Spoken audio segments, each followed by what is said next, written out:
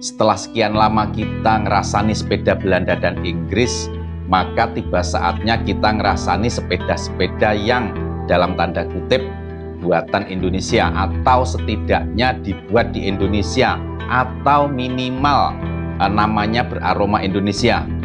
Dari sedikit referensi yang bisa kita dapatkan, setidaknya kita bisa membagi sepeda-sepeda Indonesia ini ke dalam dua periode, yaitu periode Hindia Belanda atau sebelum kemerdekaan dan periode setelah kemerdekaan.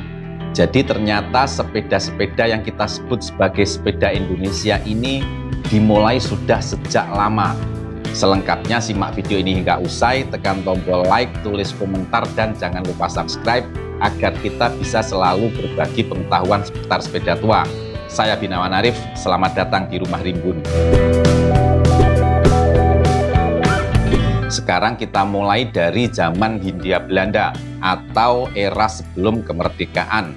Jadi pada zaman dahulu kala, sekitar tahun 1898-1899, berdirilah pabrik sepeda pertama kali di Hindia Belanda dalam kurung Indonesia yang bernama Insulinde Ridgewell Fabrik di kota Semarang. Namun karena sudah sangat tua, sepeda-sepeda produksi dari Insulinde Ridgewell Fabrik ini sangat jarang kita temui.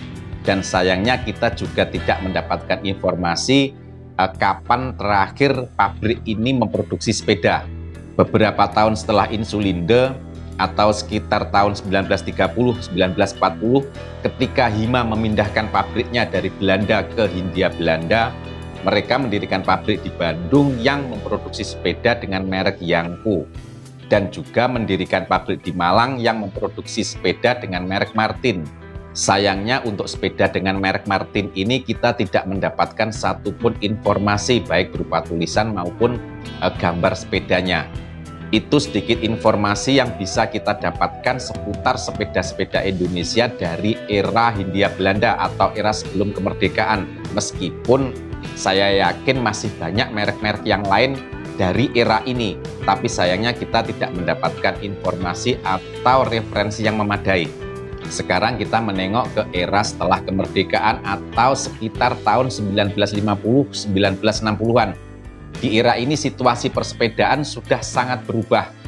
Karena ketika Jepang masuk ke Indonesia pada tahun 1942, mereka juga memasukkan industrinya secara besar-besaran ke Indonesia, termasuk industri sepedanya.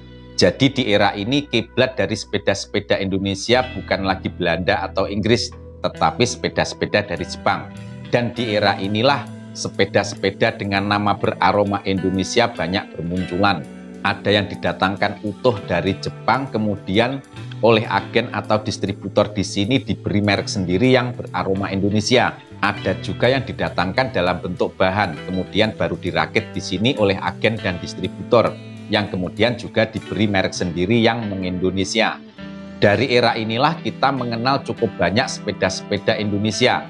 Ada merek Garuda, Banteng, Dwi Warna, Singa, Paras, Bidadari, dan masih banyak lagi.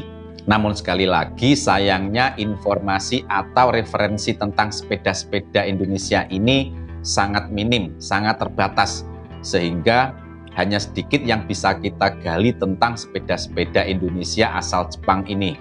Selanjutnya puncak dari sepeda Indonesia ada di tahun 1974. Ketika Ikatan Koperasi Pegawai Negeri atau disingkat IKPN mendirikan pabrik yang memproduksi sepeda dengan nama Turangga. Turangga ini pun bahan-bahannya konon juga didatangkan dari Jepang. Jadi IKPN hanya merakitnya dan kemudian diberi merek sendiri. Turangga lah sepeda Indonesia yang paling terkenal, paling fenomenal. Sayangnya pabrik milik IKPN ini tidak bertahan lama, hanya beroperasi sekitar 6 tahun sebelum akhirnya ditutup. Itulah tadi sepeda-sepeda Indonesia yang informasinya berhasil kita kumpulkan. Saya yakin masih banyak sekali sepeda-sepeda Indonesia yang lain, tapi informasinya tidak berhasil kita temukan. Semoga video ini bermanfaat, semoga jiwa raga selalu sehat. Sampai jumpa di video berikutnya. Salam sepeda tua.